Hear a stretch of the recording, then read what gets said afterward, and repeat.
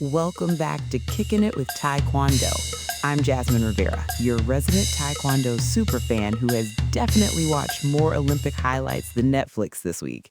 And I'm Master Daniel Park. Good to have y'all back for episode 2. Before we dive into today's episode, let's do a quick recap of episode 1 for any new listeners who just joined our Taekwondo family.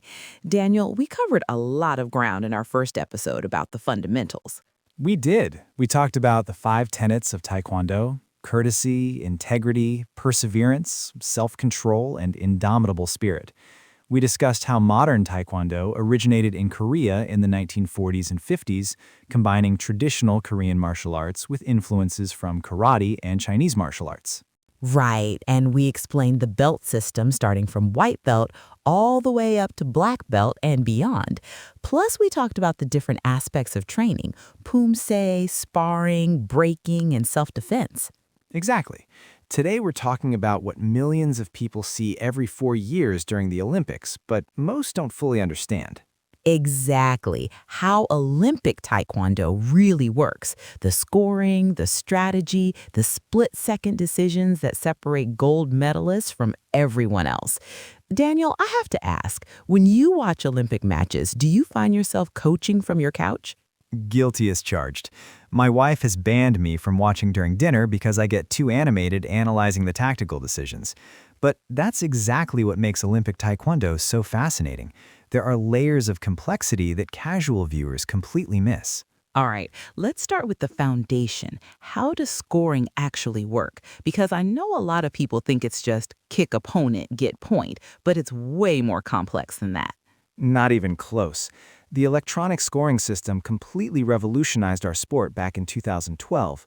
Before that, we relied entirely on human judges, which led to some controversial decisions. Oh, the old days of judging. I've watched some vintage Olympic footage where you could see the confusion on athletes' faces when scores didn't match what seemed obvious. Exactly. Now, both fighters wear sensor-equipped body protectors, these high-tech vests that detect impact force, location, and timing. A clean body kick scores 2 points, but only if it meets the minimum impact threshold. Think of it like a smart punching bag that knows exactly how hard and where you hit it. So no more light taps counting as points. What about head kicks? Those are the spectacular ones everyone remembers. Head kicks are worth 3 points because they require superior flexibility, timing, and, frankly, courage. You're lifting your leg above your opponent's shoulder level while they're trying to attack you. But here's where the scoring gets really exciting. Spinning techniques earn bonus points. Spinning techniques, my absolute favorite. Break those bonuses for us. A spinning kick to the body scores 4 points instead of 2. That's a 100% bonus for the added difficulty and risk. But the holy grail is the spinning head kick, 5 points. That single technique can completely change the outcome of a match. 5 points. That's like hitting a grand slam when you're down by 4 in the ninth inning. And now the censors don't lie, right? No more arguing about whether a kick connected cleanly. Well, mostly. Head kicks are confirmed by judges, so scoring is hybrid electronic plus judges. But now we have instant replay technology for controversial calls. Coaches can challenge decisions and referees can review footage in slow motion. Speaking of technology, let's talk about penalties, because I see these warning cards flying around during matches, and honestly, sometimes I'm not sure what's happening. Great question. Penalties are crucial to understand. There's one gumjeom, which gives your opponent 1 point. Common penalties include excessive clinching, stepping out of bounds, falling down, grabbing, avoiding combat, or attacking with illegal techniques. Okay, so strategy becomes really important. You're not just thinking about scoring, you're thinking about not giving away free points through penalties. Absolutely. And there's something else listeners should know about: weight classes. Olympic Taekwondo has 8 weight divisions, 4 for men and 4 for women. This ensures fair competition and creates different tactical approaches based on body types and reach advantages. That's fascinating. So a flyweight at 58 kilograms is going to have a completely different game plan than a heavyweight at over 80 kilograms? Exactly right. Lighter fighters tend to be more explosive and acrobatic. You'll see more jumping and spinning techniques. Heavier fighters often focus on power shots and ring control. Each weight class has its own tactical metagame. This brings us perfectly into strategy, which is where Olympic Taekwondo becomes pure chess. What looks like two people bouncing around is actually this incredible tactical battle. Daniel, explain this foot fencing concept you mentioned before. I call it foot fencing because, like sword fighting, it's all about distance and timing. Every fighter has an optimal striking range, the sweet spot where their techniques are most effective. The entire match becomes about positioning yourself in your range while denying your opponents theirs. So when we see all that bouncing and circling, they're actually measuring distance and looking for openings. Precisely. Watch their feet. They're constantly adjusting, measuring, probing for weaknesses. A fighter might throw a quick jab kick not to score, but to gauge their opponent's reaction time and distance management. It's reconnaissance disguised as offense. That's brilliant. And there are different fighting philosophies, right? Some fighters go for the explosive finish, while others play the long tactical game. Absolutely. Power fighters are hunting for that spectacular knockout head kick. They're willing to take risks for the big score. Think of fighters like Steven Lopez or Jade Jones in her prime. Then you have tactical fighters who methodically accumulate points through superior ring control and defensive counterattacking.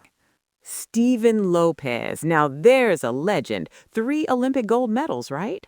2 golds and 1 bronze, but what made him special was his ability to adapt his strategy mid-match. He could play the tactical game when ahead or explode with power combinations when behind. That adaptability is what separates champions from competitors. Let's talk about some of those iconic Olympic moments. What's a match that perfectly demonstrates Olympic-level strategy in action?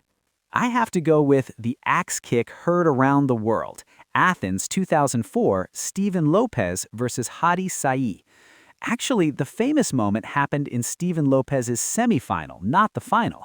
During the 2004 Olympics, Lopez was defending his gold medal from Sydney. The semifinal was incredibly tight.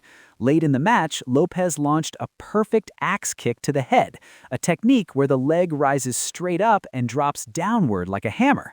The kick landed cleanly and changed the momentum of the match. He went on to win the bout and later secured his 2nd Olympic gold medal. Why this moment matters? It showed that traditional Taekwondo techniques could still win at the Olympic level. The axe kick became legendary among American Taekwondo practitioners, and it cemented Lopez as one of the greatest fighters in Olympic history. That's incredible! One perfectly timed axe kick, years of training distilled into one falling heel. Perfect analogy. And that brings us to the biggest misconception people have about Olympic Taekwondo, that it's not real fighting. But what these athletes are doing requires incredible skill, strategy, and mental fortitude under ultimate pressure. Thank you. It drives me crazy when people dismiss it as unrealistic. It's like saying Formula One isn't real racing because the cars are specialized for a specific environment. The skill level is absolutely mind-blowing. That's exactly right. At the Olympic level, everyone has physical talent and years of training. As I always say, technique wins when talent gets tired. It's the mental game and technical precision under pressure that separates gold medalists from everyone else. All right, Daniel, let's put all this knowledge together. I want you to walk us through a detailed scenario. You're coaching an athlete in the Olympic final. They're down by 4 points with 90 seconds remaining. Take us through this play-by-play. 4 points down with 90 seconds. This is where legends are born or dreams are crushed. First, I need to assess why we're behind. Are we losing the distance game, getting out-hustled, making tactical errors? Let's say your fighter has been too cautious, playing not to lose instead of fighting to win. Perfect scenario. I'm telling my fighter, the safe path guarantees silver. Take calculated risks now. We need to pressure forward, force exchanges in the center of the ring. Make the opponent react to us instead of controlling the pace. But that opens you up for counterattacks. It's so risky. That's Olympic-level decision-making. With 60 seconds left, I want them looking for that spinning head kick opportunity. If they land it, 4 points. Suddenly we're tied and heading to golden point overtime where anything can happen. Golden point overtime, sudden death. First to score wins gold. 2 gum jam penalties or superiority decision if time expires. Exactly. But if the spinning kick opportunity doesn't present itself, we need a backup plan. 30 seconds left, I'm calling for constant pressure. Make them work, tire them out, force mistakes. Sometimes opponents give you points through penalties when they get desperate. The pressure must be incredible. 4 years of preparation coming down to these final moments. That's what separates Olympic champions from everyone else. The ability to execute perfect technique when the stakes are highest and your body is screaming with fatigue. Those final 30 seconds feel like an eternity, but champions find a way to rise to the moment. This is exactly why I fell head over heels in love with this sport. Those final moments when everything is on the line and an athlete attempts that desperate spinning technique with Olympic gold hanging in balance, there's nothing like it in sports. Those moments make every hour of training worthwhile. Years of preparation crystallized into one perfect technique executed under the ultimate pressure. All right, listeners, it's time to hear from you. We want to know, are you team knockout or team tactical? Do you prefer those explosive highlight reel finishes that get everyone on their feet? Or do you appreciate the chess match of technical point accumulation and superior strategy? And tell us about your own Olympic viewing experiences. What matches have stuck with you? What moments give you chills? Seriously, drop your thoughts in the comments section. We read every single one, and some of your questions might even make it into future episodes. Plus, if you have friends who love Olympic sports but don't understand Taekwondo, share this episode with them. Let's spread the education.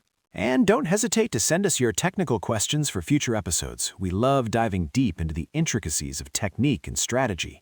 Speaking of future episodes, let me give you a detailed preview of episode 3 because I am so excited about this one. We're covering the most underrated techniques in sparring, and Daniel is going to reveal some absolute secret weapons that even experienced practitioners often overlook. We're going to break down techniques like the cut kick, the sliding side kick, and defensive counter combinations that can completely change your sparring game. Plus, we'll discuss timing and distance principles that most people never learn. And I'll probably embarrass myself trying to demonstrate some of these techniques, but hey, that's part of the learning process, right? We might even have some special audio from training sessions to help illustrate the concepts. You'll do great, Jazz. Remember, everyone starts somewhere. And as I always say, technique wins when talent gets tired. These underrated techniques we'll cover can give any fighter an edge, regardless of their athletic ability. Before we wrap up, I have to ask our listeners one more question. If you didn't yell Kia at least once this week, did you even train? Come on, don't leave me hanging here. Until next time, keep training hard, keep learning, and remember that every Olympic champion started exactly where you are now. This has been episode 2 of Kicking It with Taekwondo. I'm Jazz Rivera. And I'm Master Daniel Park. Until next time, keep kicking.